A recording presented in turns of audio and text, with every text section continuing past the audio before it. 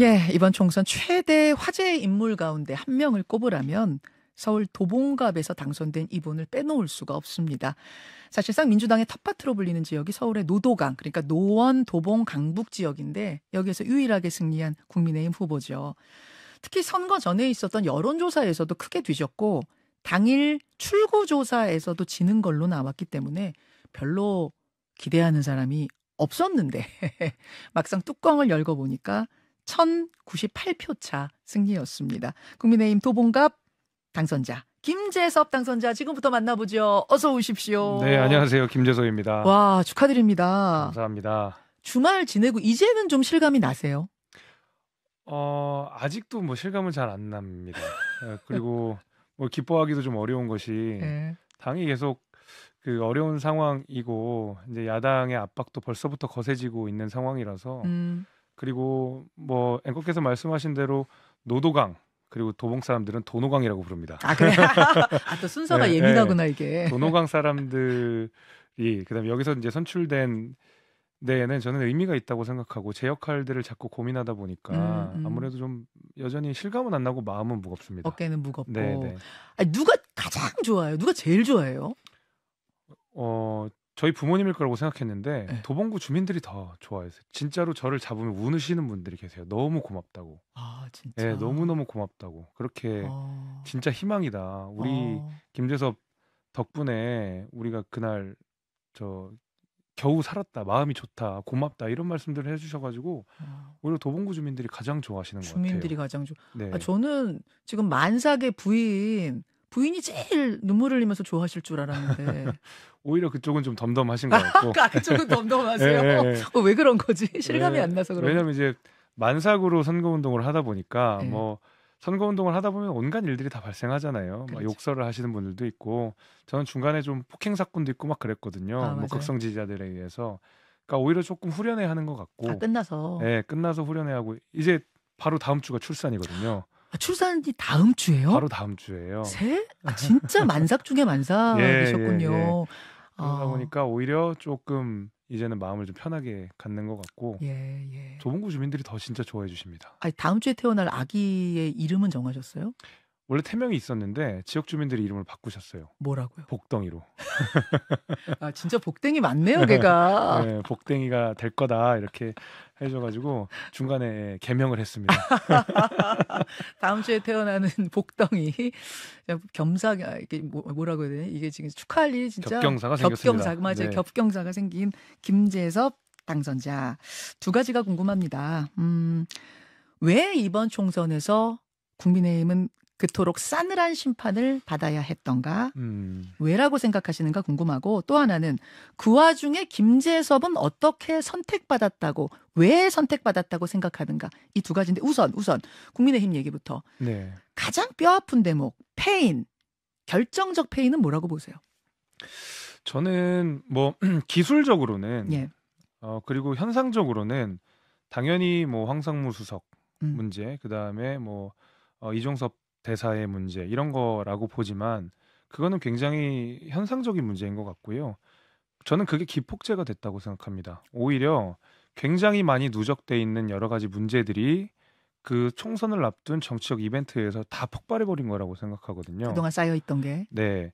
그래서 예컨대 이제 대파 논란도 이번 총선을 지배한 저 개인적으로는 굉장히 우스꽝스러운 정치적 이슈였다고 생각하는데 정부 여당 입장에서도 억울한 면이 있어요. 그 뭐 대파 3,000원 뭐 이게 그 대통령이 하려고 했던 얘기가 아니잖아요. 상당 부분 왜곡이 되어 있는 내용들인데 그럼에도 불구하고 그게 화제가 됐고 그게 캠페인이 됐다라고 하는 것은 과거에 국민들께서 눌려와 있던 여러 가지 불만들 같은 것들이 별거 아닌 거라도 터져버릴 만큼의 어떤 역치가 왔다 갔다 하는 그런 상황이었다고 보거든요. 정치적 불만의 역치가. 예. 그래서 저는 어떤 특정한 사건 하나를 꼽는다기보다는 전반적으로 우리 정부의 국정 운영 방향성과 어떤 대통령실의 스타일 같은 것들에 대한 진지한 고민들이 필요하다고 생각하고 그 전반에 관한 복귀가 되어야지 저희가 조금 더 쇄신 작업을 할 수 있지 않을까 이렇게 생각이 됩니다.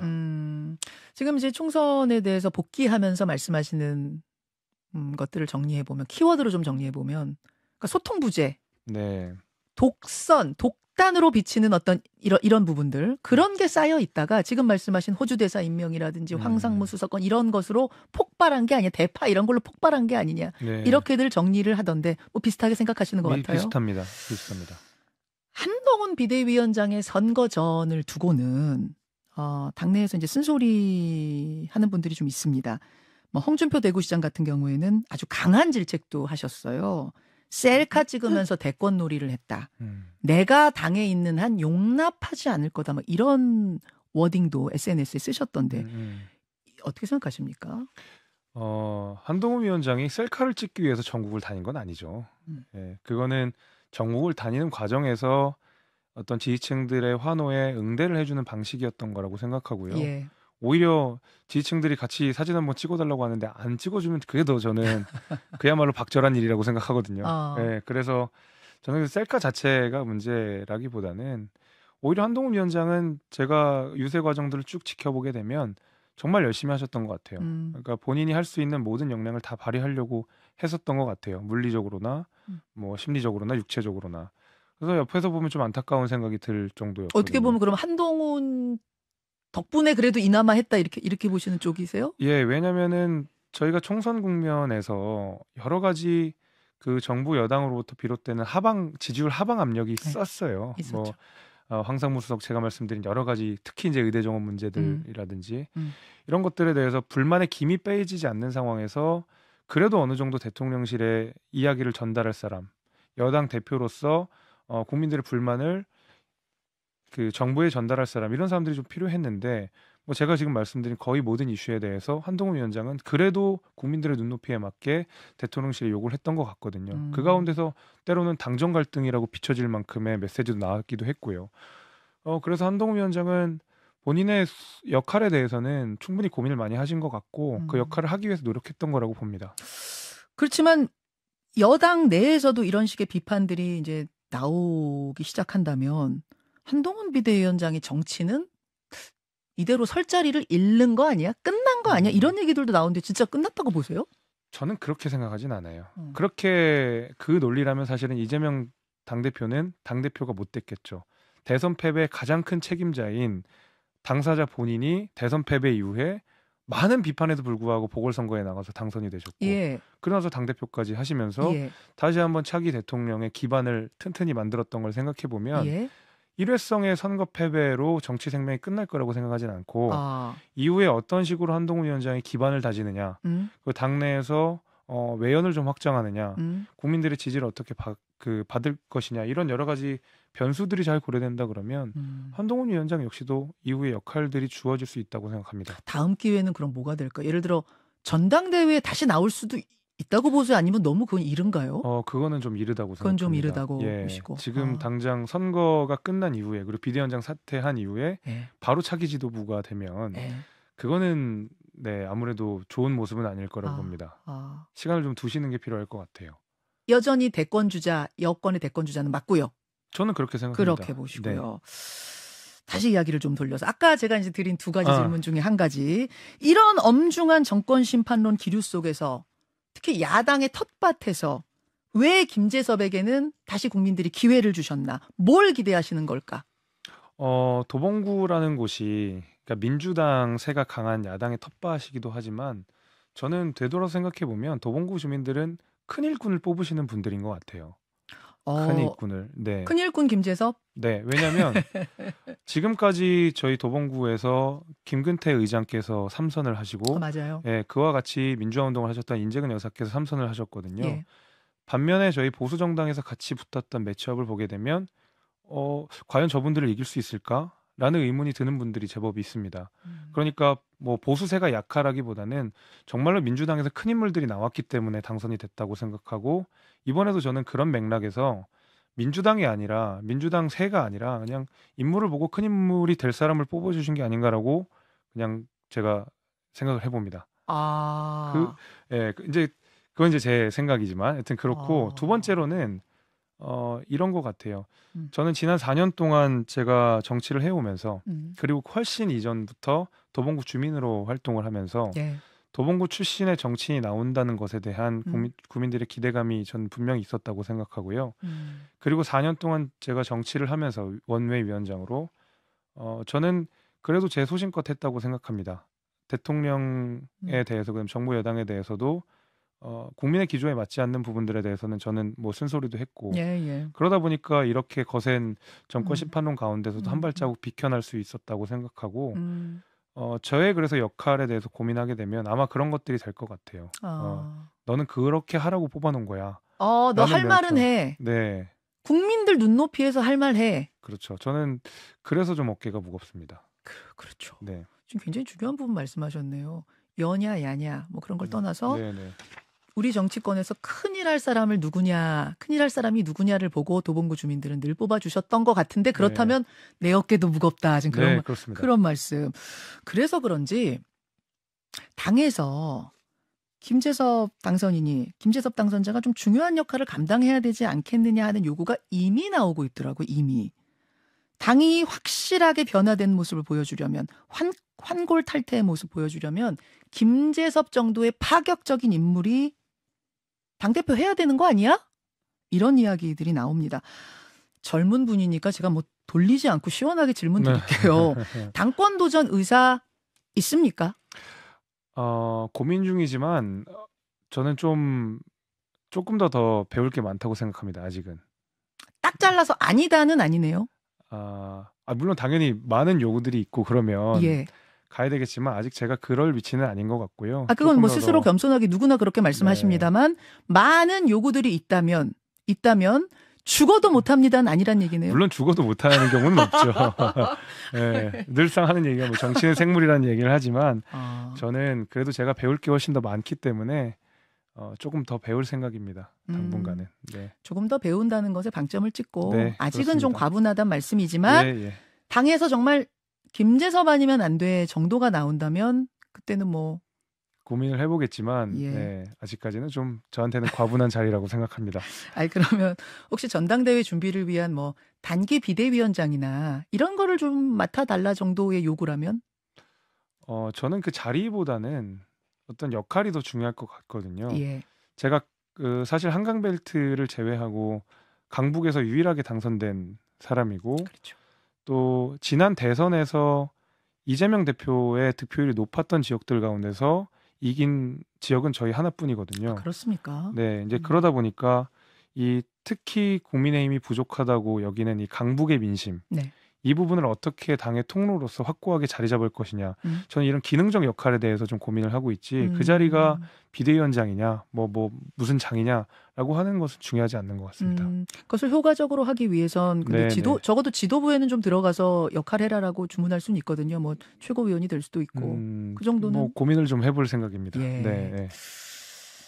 지금 국민의힘에게 꼭 필요한 대표 상, 모델, 덕목 한 가지만 꼽으라면 뭡니까?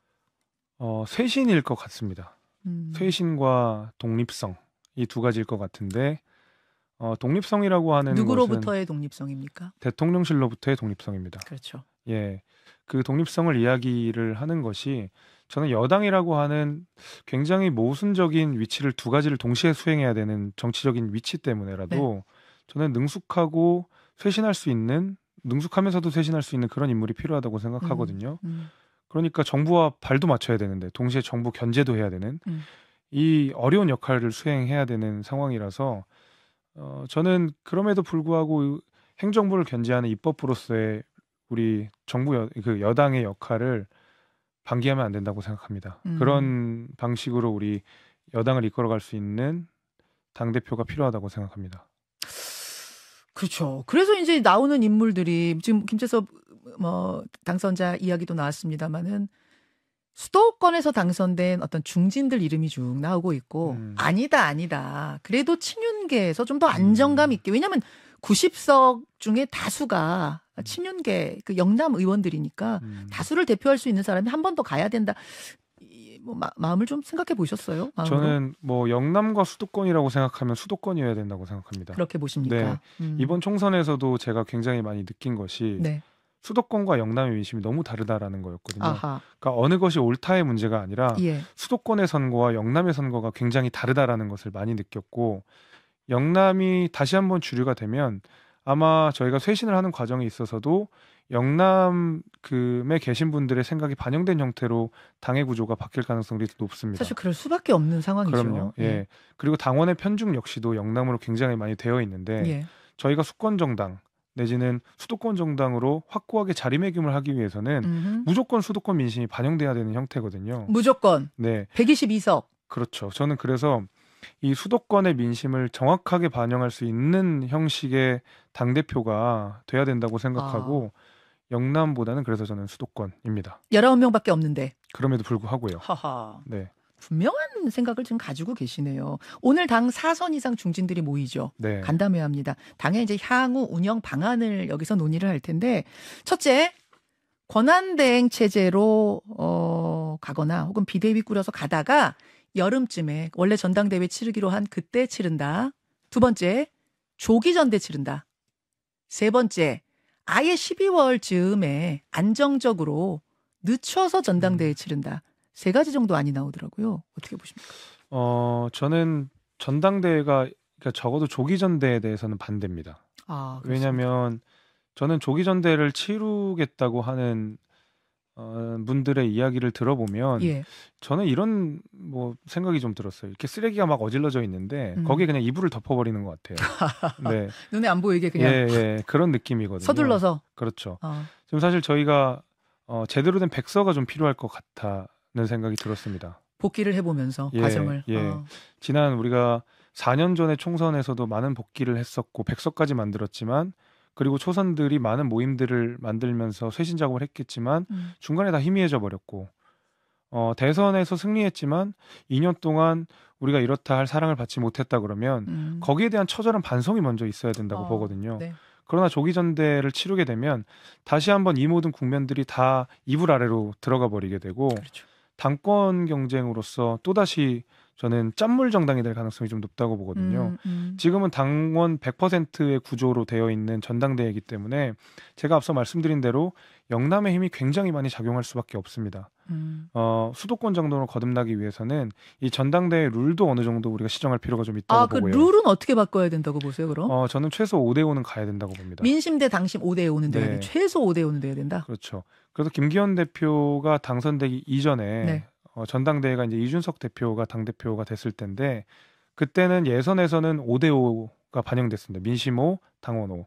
그리고 이제 본선에서 7대3으로 조정은 됐지만 그렇게 되면은 훨씬 더 중도적인 메시지, 그다음에 국민들을 향한 메시지가 전당대회 과정에서 막 튀어져 나올 텐데 저희가 당원 100%의 구조로 오게 되면 당원들을 향한 메시지만 나게 되다 보면 옳고 그름을 떠나서 당원 특히 이제 영남 중심의 정당으로 다시 재편될 가능성이 높거든요. 저는 그런 의미에서라도 이런 당원 당규를 바꾸는 작업, 특히 이제 전당대회 룰과 관련해서 그거를 직전처럼 아니면 그거보다 좀 더 파격적으로 뭐 본선도 5대5라든지 네, 저는 그 정도로 가야 된다고 생각합니다. 예선 본선 다 5대5 정도. 저희가 앞으로 있을 공직선거에서도 민심을 제대로 수용하기 위해서는 민심 5와 당원 5로 적절히 반영되는 그런 형태의 정당이 되어야 된다고 생각합니다. 룰은 이제 그렇게 하자는 말씀이시고 그럼 조기 전대 반대한다는 말씀이시고 그럼 아예 늦추자. 정기국회도 좀 끝내고 왜냐면은 좀 효과적으로 정기국회 임하기 위해서는 조기 전대가 같이 치러지면 정신없으니까 다 끝나고 12월에 하자. 이 주장이 이제 일부 친윤계 의원들 사이에서 좀 나오는 모양이에요. 어떻게 보십니까? 그건 또 너무 늦을 것 같습니다. 너무 늦어요? 예. 제가 가장 좋다고 생각하는 방식은 내일 당선자 총회가 있는데 그 가운데서 당선자 총회에서 총의를 모아서 차기 원내대표를 선출을 하고 그 원내대표가 권한대행으로서 비대위원장 역할을 좀 하면 어차피 5월, 6월, 7월, 한 8월 정도까지는 원내 구성과 관련돼서 원내대표가 전국의 주도권을 잡을 수밖에 없습니다. 그러니까 사실상 당대표의 역할로서 충분히 기능할 수 있는 상황이기 때문에 저는 원내대표가 일정 부분 우리가 백서가 만들어지기 전까지는 전국을 쥐고 가되 그리고 나서 정상적인 스케줄대로 전당대회를 치르게 되면 저는 그 다음에 있을 차기 당대표가 어느 정도 이 나온 백서를 통해서 당을 좀 안정적으로 이끌어 나가야 되지 비대위 자체가 너무 길어지는 것도 여당 입장에서는 굉장히 어색한 일이거든요. 알겠습니다. 알겠습니다. 그 백서 만드는 거에선 한몫하실 생각 있으세요? 그럼 물론이죠. 거기에 대해서는 적극적이고 위원장 해라 이러면 그것까지는 모르겠지만 그건 아니, 기꺼이 할 장 얘기만 생각입니다. 나오면 자꾸 그것까지 모르겠다래. 저는 백서를 만드는 일이라고 합니다. 그러면 당연히 뭐 위원장을 포함해서 어떤 역할이든 할 생각입니다. 알겠습니다. 네. 김재섭 당선인 만나고 있습니다. 당은 그렇고 대통령실 쪽으로 눈을 좀 돌려보죠.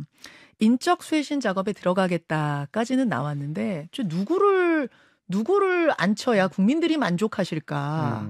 그리고 뭐 협치도 잘 되고 이렇게 좀 이루어질 수 있을까 고민이 깊은 것 같습니다. 하마평에 오르는 인물들 있죠. 비서실장에는 원희룡, 뭐 장제원 이런 분들, 정진석, 이동관, 이상민 이런 분들 이름. 총리에는 권영세, 김한길, 주호영, 이정현, 최준경 이런 분들 어떻게 생각하세요? 그래도 제가 고무적으로 생각하는 것 하나는 앵커께서 말씀하신 이름 몇면이 다 정치인들이라는 거죠. 그게 왜 고무적이에요? 왜냐면은 이관섭 비서실장, 한덕수 총리 전부 관료 출신들이거든요. 그러나 저는 이제는 이 대통령실도 그렇고 국회도 그렇고 정치를 해야 되는 때라고 생각합니다. 왜냐하면 21대 국회를 되돌아보면 국회 역시도 제도의 극한을 다 사용했습니다. 그러니까 합법적인 수단 내에서 있는 힘을 다 썼던 것 같거든요. 예를 들면 상임위에서 뭐 꼼수 탈당이니 아니면 의석수를 밀어붙인다느니 과거에 관행적으로 저희가 양보하고 뭐 협의해왔던 내용들이 다 파괴되고 그냥 제도의 극한을 다 썼던 느낌이고 대통령실 역시도 역대 유례없는 많은 거부권을 행사하면서 대통령이 가진 헌법상의 권리를 또 극한으로 다 사용하는 그런 느낌이었습니다. 그러니까 제도와 제도가 충돌하다 보니까 계속 국정 운영에 난맥상이 생기고 국정은 계속 교착 상태에 빠지고 이런 문제점이 생겼다고 보거든요. 적어도 그 가교 역할을 할 수 있는 총리와 비서실장들이 정치 경험이 풍부한 그 여당과 야당과의 대화를 다 해봤던 분들로 들어간다는 것은 그래도 지금까지 있었던 교착 상태나 국정원의 난맥상을 일정 부분 해소할 수 있다는 가능성을 보여주는 것 같아서 정치인들이 하마평을 오르는 것은 저는 긍정적이라고 생각합니다. 정무적으로 움직일 수 있는 어떤 그런 인물이 와서 뭔가 좀 조정 작업을 해야 되지 그렇습니다. 않겠느냐 이 부분을 말씀하시는 건데 여기 있는 인물들 정도면 괜찮아요? 물론 뭐 너무 친윤색이 강하다 이런 분들 그다음에 당내에서도 뭐 많은 비판이 있지 않았냐 이런 분들은 조금 좀 그렇지만 그 친윤색이 어느 정도 빠지고 또 일할 능력이 있는 분들 가운데 특히 저는 원희룡 전 장관 같은 경우에는 그래도 원희룡 장관 스스로가 대선 후보로서의 입지가 있는 분이고 얼마든지 차기 대통령 후보로 나갈 수 있는 분이기 때문에 그렇게 호락호락하게 비서실장으로서 그냥 현상 유지만 하다 나올 거라고 생각하지는 않습니다. 그런 의미에서 원희룡 비서실장 정도면은 오케이다. 네, 저는 좋다고 봅니다. 근데 이재명 대표하고 직전에 경쟁을 하면서 갈등했어요. 뭐 갈등 불가피한 갈등이죠. 있었던 부분이 있기 때문에 괜찮을까? 이런 얘기들 나오는데요. 이재명 대표가 대통령을 계속 만나자고 하는 입장이잖아요. 선거 과정에서 불가피하게 마찰이 있었지만 마찬가지로 그러면 이재명 대표 역시도 원희룡 장관에 대해서 얼마든지 만나자고 하면 응할 의무가 있는 것이죠. 저는 그래서 이재명 대표도 대통령에게 만나자는 요구를 한다 그러면 원희룡 장관이 만나자는 요구에 대해서 거부할 명분이 없다고 생각합니다. 서로 쿨하게. 그럼요. 대통령도 이재명 대표 만나시고 이재명 대표도 혹시 원희룡 비서실장이 되면은 만나서 이야기하셔라. 그럼요. 그래야 대통령을 만나자고 하는 명분이 생기겠죠. 스스로에게도. 영수회담 얘기가 나왔지만 말인데 이재명 대표는 뭐 반드시 만나셔야 된다고 봅니까? 저는 만나셔야 된다고 봅니다. 저희가 이제 어쨌든 이번 총선을 통해서 심판을 받은 것이고 앞으로 남은 3년이라는 긴 시간 동안 국정 운영을 제대로 해나가기 위해서는 야당의 협조가 불가피한 상황이기 때문에 저는 이제는 만나서 양보할 건 양보하고 얻어낼 건 얻어내는 정치의 복원이 필요하다고 생각합니다. 조국 대표도 만나고 싶다는 의사를 명확히 했습니다. 이 부분은 어떻게 보세요?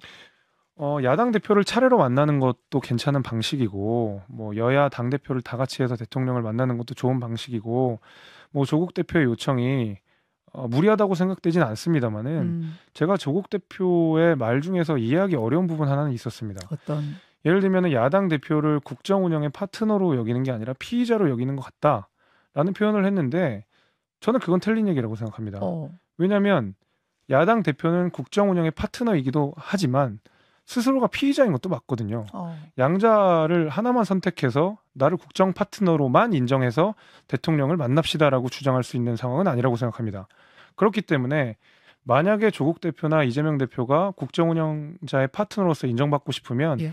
스스로 피의자로서의 신분 역시도 인정해야 된다고 생각합니다. 이걸 양자 선택의 문제는 아니라고 생각하고 예컨대 이재명 대표 선거 과정에서 재판 굉장히 뭐 불출석한다든지 재판 과정에 소홀한 모습들을 보여줬습니다.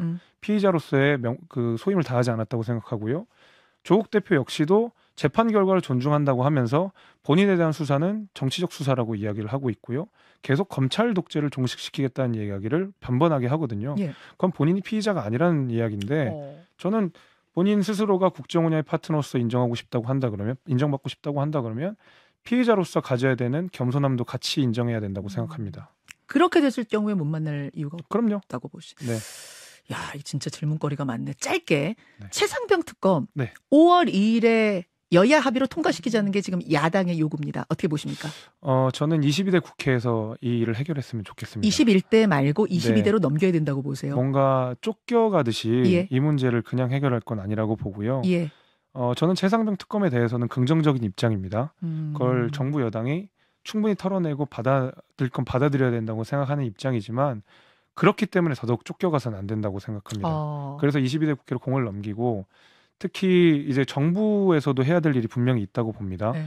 예를 들면 박정훈 대령에 대한 소치화 같은 것들은 분명히 있어야 된다고 보고요. 이런 정치적인 과정이 있은 이후에 가장 최후의 수단인 특검법도 같이 논의가 되는 게 맞는 것이지 그냥 무작정 지금 심판했으니까 바로 최상병 특검 합시다라고 하는 것은 말 그대로 너무 그 정치적인 파도에 휩쓸려가지고 특검법을 만드는 것이기 때문에 특검법 자체가 저는 얼룩질 수 있다, 오염될 수 있다고 생각합니다. 22대 국회로 넘겨서 표결 올라오면 김재섭 의원은 찬성입니까? 예, 충분한 논의가 되고 한다 그러면 저는 찬성입니다. 알겠습니다. 한 30초 남았어요? 안 남았죠. 안 남았지만 윤석열 대통령께 드리고 싶은 이 발언은 내가 꼭 하고 싶다. 이 말씀 드리고 싶다. 뭐 건방진 얘기일 수 있겠지만은 그래도 정치는 사실의 영역이 아니라 인식의 영역이라고 들었습니다. 그러니까 옳고 그름을 판단하는 것도 좋지만 그 국민들께서 이렇게 생각하고 계시는 부분에 있다고 한다 그러면 그 생각에 대한 우리 정부의 그 입장도 잘 이야기해 주시고 정부 국민들과 대화를 하는 것이 아마 우리 국민의힘이 다시 한번 국민들의 사랑을 받는 그런 계기가 되지 않을까라고 저는 생각해 봅니다. 여기까지 말씀 나누고요. 다음 주에 태어나는 복덩이 미리 축하드립니다. 감사합니다. 고맙습니다. 감사합니다. 국민의힘 김재섭 당선자였습니다. 김현정의 뉴스쇼는 시청자 여러분의 참여를 기다립니다. 구독과 좋아요, 댓글 잊지 않으셨죠? 알림 설정을 해두시면 평일 아침 7시 10분 실시간 라이브도 참여하실 수 있습니다.